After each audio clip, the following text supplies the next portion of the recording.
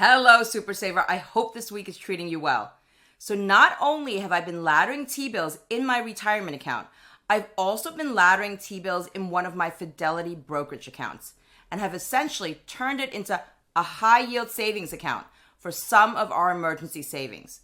A high-yield savings account that's now approaching an APY equivalent of 5%.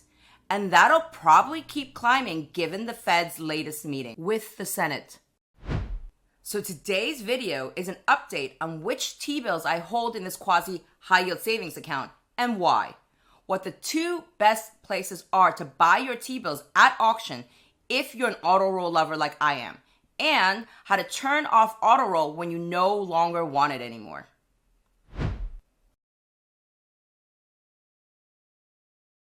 As many of you know from this last update on our TBill ladder, I tried to move from laddering 13-week T-bills to 17-week T-bills because 1, I was tempted by the higher yields on the 17-week, and 2, I was under the impression that auto-roll was available on the 17-week with Fidelity and Schwab. If you want to hear more about my auto-roll debacle with Fidelity and Schwab, or if you want to learn how to build a TBill ladder from scratch, I've linked both of those videos in the description below. I do know that some of you have a sweet spot for the 26-week T-bill, and I can see why given recent auction results.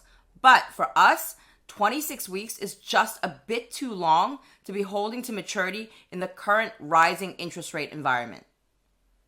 Anyway, I'm back to my 13-week T-bill ladder at Fidelity, despite a brief stint with the higher yielding 17-week, because, well, as I mentioned earlier, I do love my auto-roll. And Fidelity and Schwab, they both still haven't managed to get the 17-week T-bill on auto-roll yet. And much to my displeasure, but as I had expected, this meant that I did miss 1 or 2 17-week T-bill auctions despite having reminders set in my calendar. What can I say? Life happens. And yes, I know that TreasuryDirect offers auto-roll on the 17-week T-bill, but because I'm laddering our emergency savings, liquidity is a top priority for me. And with Fidelity, I can sell my T-bills quickly and conveniently in the secondary market if I ever need the money.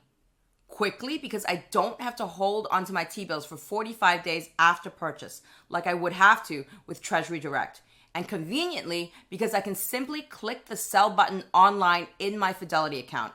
No need to snail mail in a Form 5511, to get my T-bills transferred to another bank or broker before sale, like I would have to with TreasuryDirect. And then wait for up to 13 weeks for that form to be processed. Speed and convenience are important to me in this case. Although I'm not investing any emergency money that we think we will need in the next 2 to 3 months, it is nonetheless emergency money.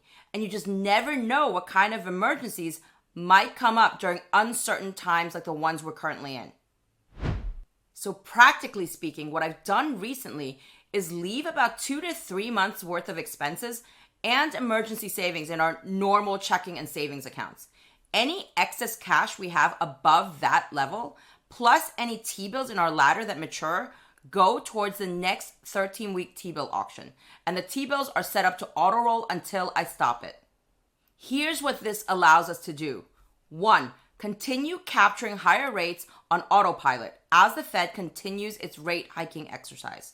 And 2, save a bit on taxes because state and local income taxes in New York are pretty high and T-bills are exempt from state and local income taxes.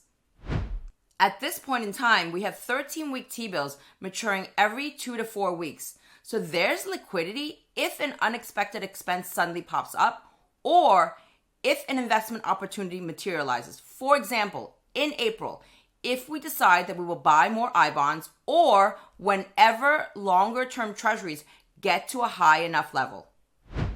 Do keep in mind that this setup I have, 2 to 3 months of expenses and emergency savings that's readily accessible in our bank, and a ladder of 13-week T-bills that matures every 2 to 4 weeks is what works for us. But as we're fond of saying here at Diamond NestEgg, everyone's financial journey is different.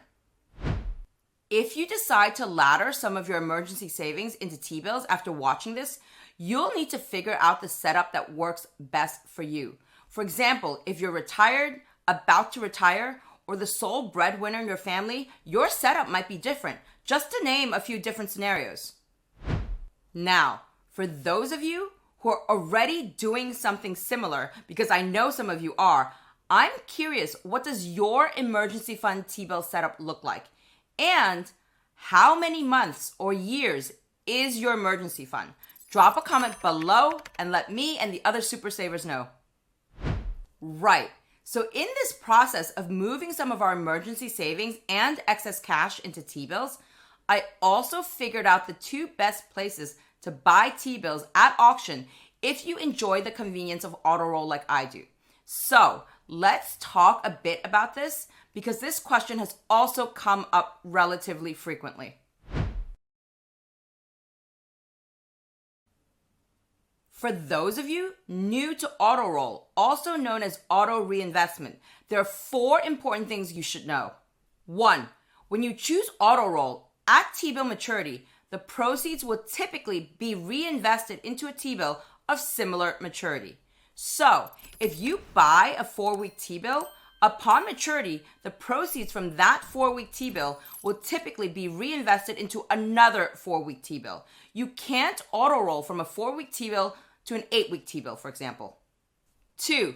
With auto-roll, the proceeds upon T-bill maturity will be reinvested into the same face value amount as your original purchase.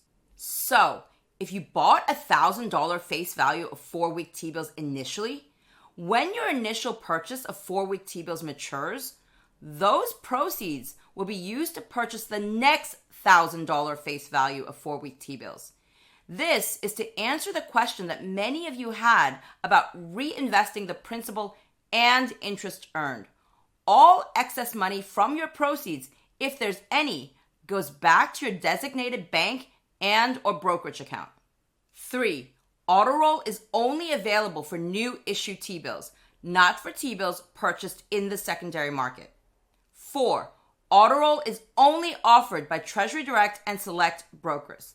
At the time of this taping, Fidelity and Schwab are the only ones amongst the leading brokerage companies that I can confirm offering auto-roll. When I spoke to TD Ameritrade several months ago, they said that they also offer auto-roll on new issue T-bills, but you have to call in to do this after you've made your purchase online, and wait times can sometimes be long. I can't confirm this personally though, because I've never done it.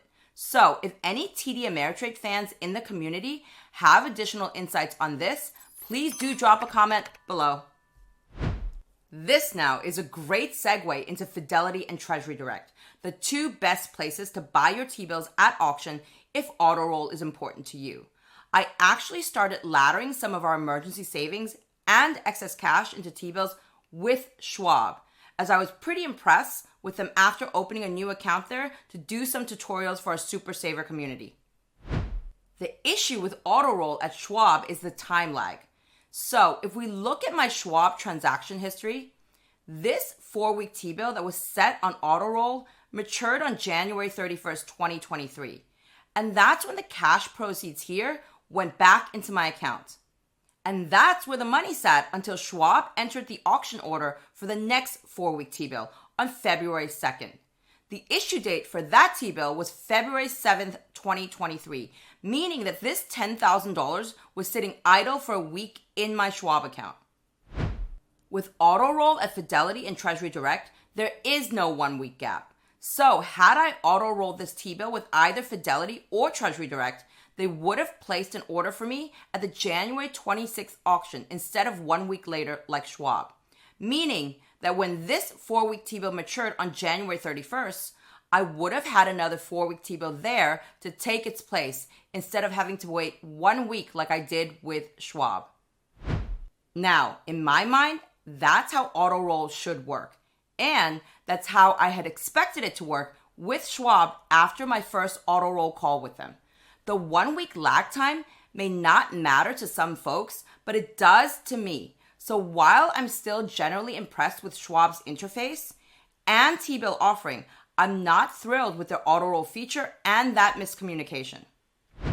So what we've done and will continue to do is move our money back to Fidelity every time a tranche of T-bills in our ladder matures with Schwab, so that we don't have this 1 week gap with AutoRoll.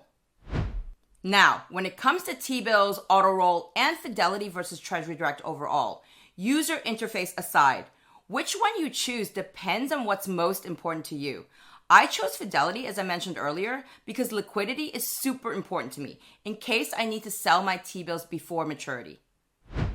If I knew with 100% certainty that I'd be holding my T-bills to maturity if I wasn't laddering part of my emergency fund, then I probably would have gone with TreasuryDirect and laddered 17-week T-bills on AutoRoll with them rather than 13-week T-bills with Fidelity.